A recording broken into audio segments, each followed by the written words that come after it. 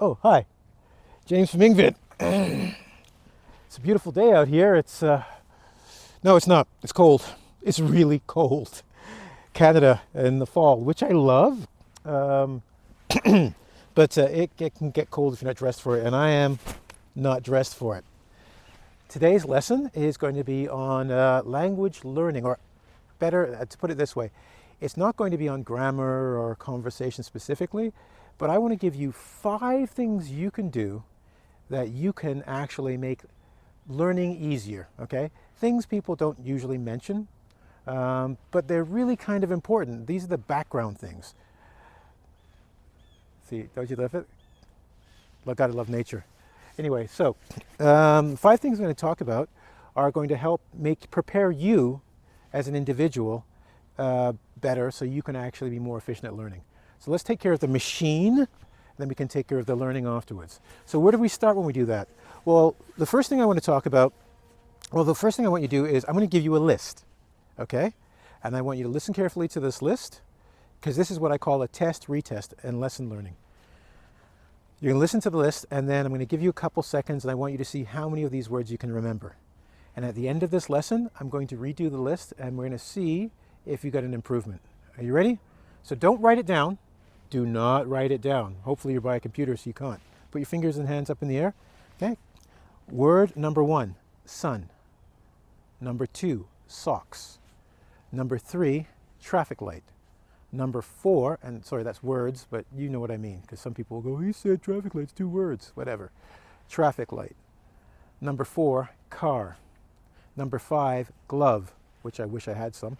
Number 6, soda. Number 7, rainbow. Number 8, octopus. Number 9, cat. And number 10, toes. Okay?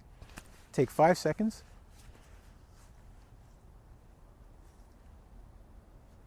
And see how many of these words you can actually remember.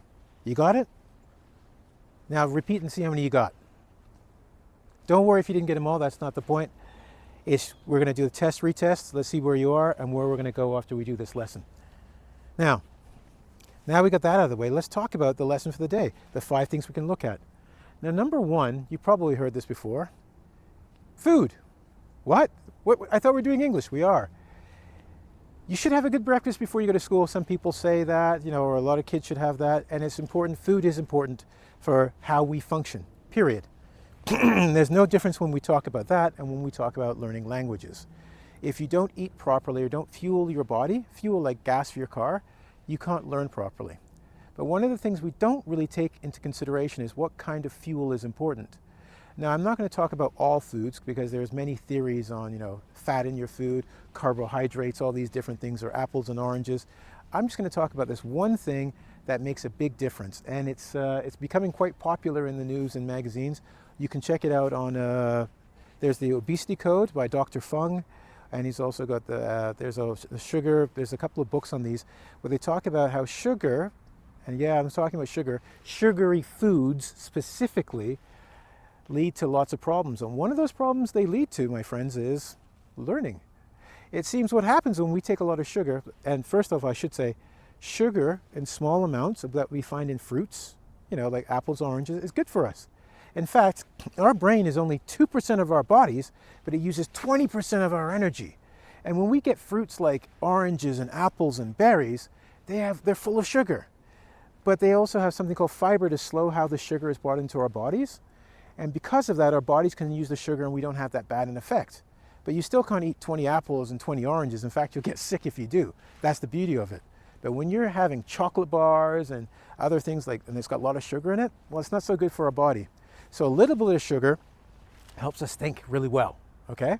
And that's what nature gave us, and that's why we're here building cars and buildings.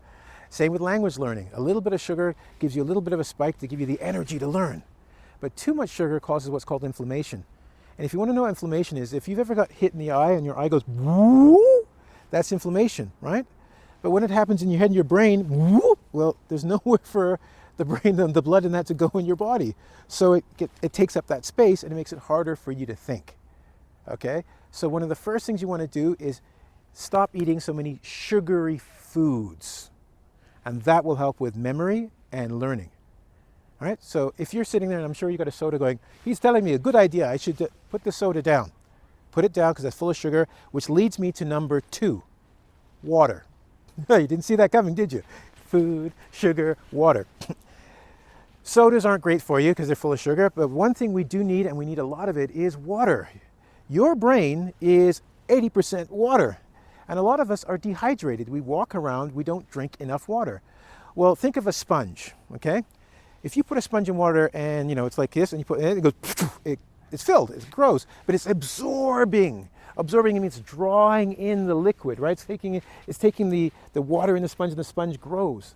Just like your brain, when it's properly hydrated. It can suck in the information. But you get a dry sponge, my friend. It's small and it doesn't do very much. You got to get your uptake of water. Now, I'm not going to tell you how much water, like, you should have 8 glasses a day. It should be distilled. It should come from the heavens themselves. Tears of the gods. I'm not saying that. I'm just saying, get good, clean water, put down the soda. It'll help. What happens is water helps when it's fully, the brain is hydrated. Hydrated means filled with water. It helps information flow a lot better. Okay? Think of your toilet. Stuff flows better when it's full, right? Yeah, that's a bad example. I should have thought that one through. Anyway, but you get the point. A hydrated brain that's filled with water allows for electrolytes. I know, electrolytes. They're little, whatever. You don't need to know. Science things in your brain that conveys information, they allow them to work better in the brain, right? We need to be hydrated, okay? So hydration helps with the body, circulating stuff, but really for the brain because it's 80% water. That was number 2. So what could be number 3? Because we talked about food, we talked about water. Here's one that probably if you're sitting at the computer too long, but don't do it right now. I don't need you to do it now, but you should do this. Exercise. What? Actually, you can do it. You can do it with me right now. Let's do a couple jumping jacks. All right, there you go. Watch the video, do exercise. You notice as you do this, you breathe a little bit more, right? What's that do? Brings oxygen into the body, which wakes up your brain. Exercise helps with motivation, helps with alertness and attention. So it helps us, actually, because we're moving our blood and our oxygen through the body to oxygenate the brain and bring blood to the brain. Blood for energy, oxygen because, well, we need it or we die, right? So when we exercise, we get our bodies filled better for attention and, what did I say again? Attention and motivation and, I forget, awareness. Whatever. Basically what it does is it wakes us up and prepares us. Part of exercise is from our, our prehistory days where we would have to not exercise, which is very funny. We call it exercise. Back then it was called survival. So you'd be walking in the forest, where I am right now, and a tiger would come out, and you would start jogging. Well, not jogging, you would run, right? And then maybe you want to lift some weights, yeah, pick up a big rock and throw it at the tiger. Yeah, there's your exercise. It was called survival. But because of that, we had to be alert. We had to pay attention. We were motivated to survive. And when you put these things together, our brain was stimulated to pay attention to our environment and learn as much as possible. So exercise does that for us. A couple more jumping jacks. All right, now you got that done. That was number 3. What's number 4? Oh, well, it's number 4 is sleep. Get sleep. All the stuff I talked about works really well, but it's sleep that is that magic pill that makes it work well. If you don't rest from exercise and get good night's sleep, your body doesn't build back up. If you don't get enough sleep, your body doesn't get rid of the toxins or the poisons in our bodies or help move around the food. It'll help us eliminate and all that other neat stuff in the water, help get it out, right? What have you. We need sleep to do that. I'm giving you all that for the first 3 to explain how sleep helps with that. But really what sleep helps with, this is the big deal. I'm going to use some big words now, so please forgive me. Consolidation of memories.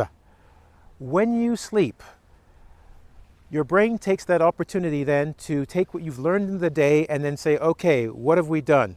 Okay, we did this, and it starts to organize it for you.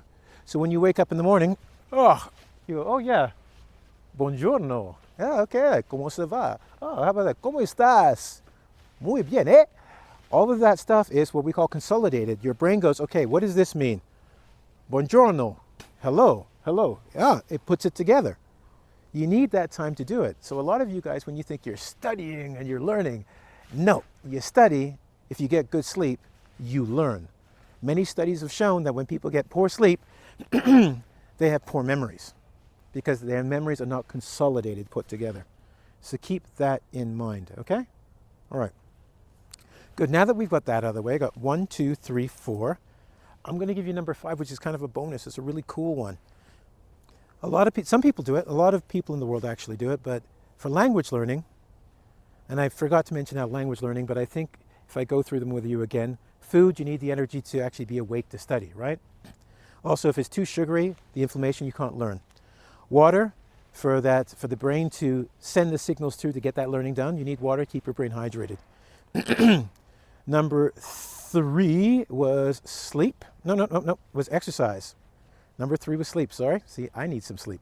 Number 3 was exercise, because what happens? It helps us with alertness and motivation, right? And the awareness of our environment. Number 4 was sleep, and it helps to get those memories all together. So you start putting it together, you're getting a picture. But there's a movie called Limitless, and I love this movie.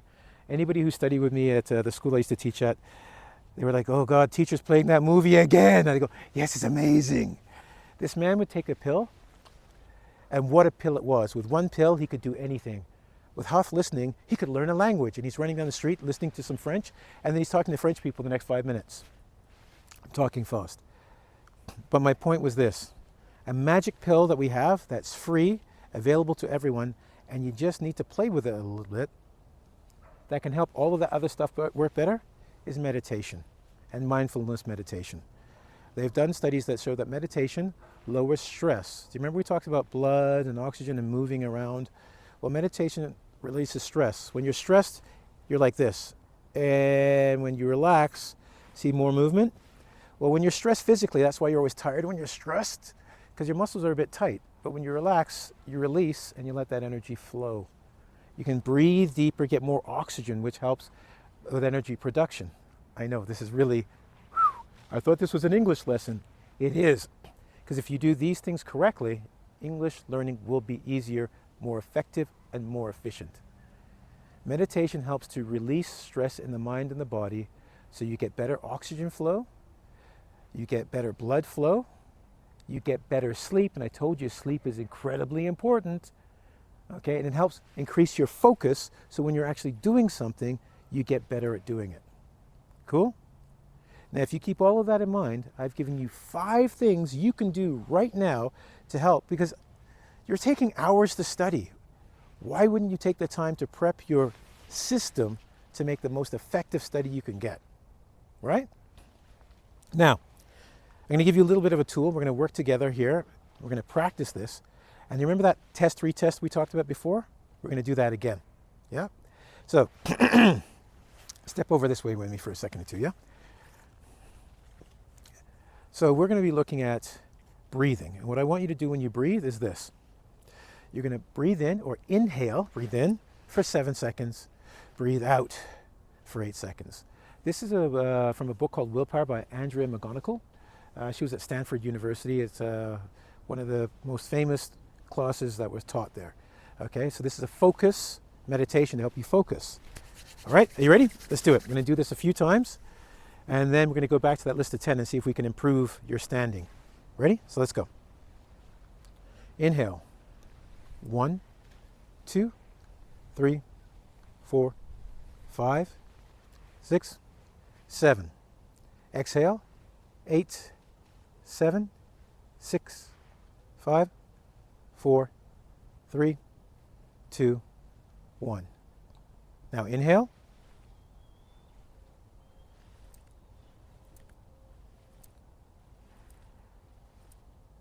Exhale.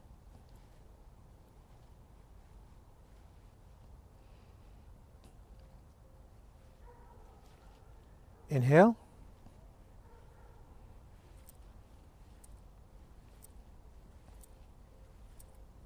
Exhale.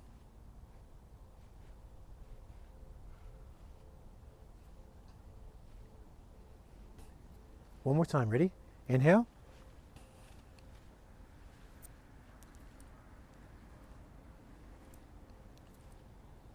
exhale.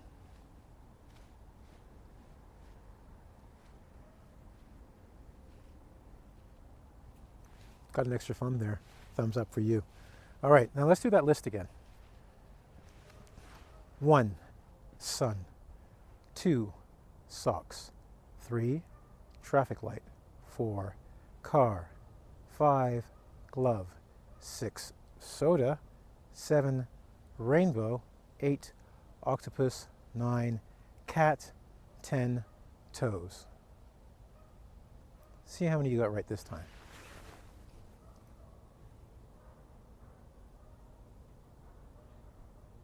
I'm smiling because some of you probably went, hey, if you got 3, now I got 5.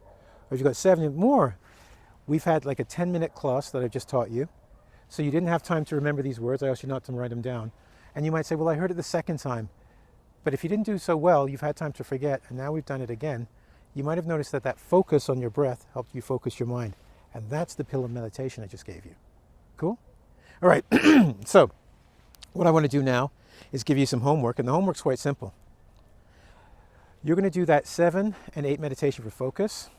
Do it up to 10, like repeat it 10 times that cycle, and do it every day for the next 30 days. It's a really good idea to do it just before maybe you're studying. You'll probably notice that you're able to focus a little bit better, okay? Now that I've given you your homework, I want to end the class with a quote. And this is by Andrew DeWall, and it's, "You are anywhere is your home when you learn languages." And I think that's true. When you know more than one language, you can go almost anywhere, right? And since you're here learning languages, you can come to my home sometime. Well, not my literal home, but you can come visit me over here. Anyway, it's been a pleasure. I'd like you to go to www.ing, as in English, vid as in video.com. And there's no quiz, but there are great lessons there in which now you can go and study, take what I've taught you today and apply it to grammar lessons, vocabulary lessons, conversation, reading and writing. Cool? I'll see you in a little bit. Take a look at this place, man. It's great.